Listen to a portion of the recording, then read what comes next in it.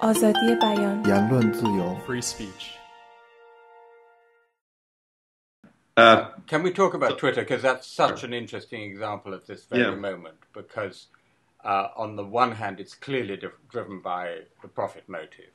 It's a commercial interest to get into these markets. Right. On the other hand, in principle, should they not abide by the laws of at least legitimate states?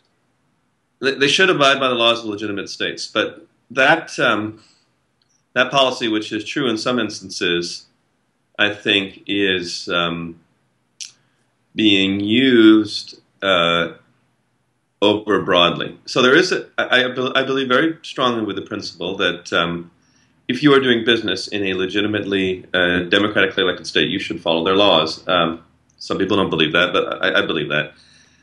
If the Germans have a sense that as a population they don't agree with certain types of speech, then I actually believe, and this is an exception to some more extreme free speech people than I, that will should be respected. But Twitter has taken that, which is, I think, correct, and exported it to sort of a general rule where they will take down individual tweets that sovereigns want them to take down, even if they aren't doing business in that country. And even if they're not democratic. Even if they're not democratic. And, you know, I don't know why. They're not under any real legal obligation to take down sites that, let's say Venezuela, assuming they don't do business with them, disagrees with. They're not within, legally speaking, the jurisdiction of that state. And so, you know, that country might not like it, but there are things that happen in the world that countries don't like, but they can't control. So I think Twitter has done something which is legitimate in some circumstances, but has taken it too far.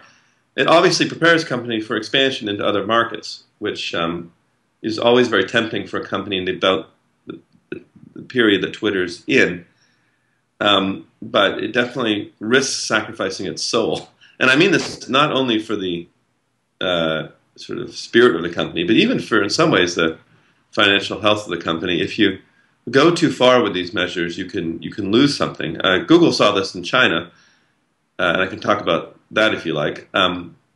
Google went to China and sacrificed a lot of its ideals to do so. They became physically present in China, and then they left, I think, 2 years later, having done nothing in the interim, but sort of sacrificed whatever integrity they had in these areas. So I think it's a risky game for companies to play. And I mean this quite seriously, when a company's DNA, its origins are in free speech, when it begins to break from those principles, it does so at its peril.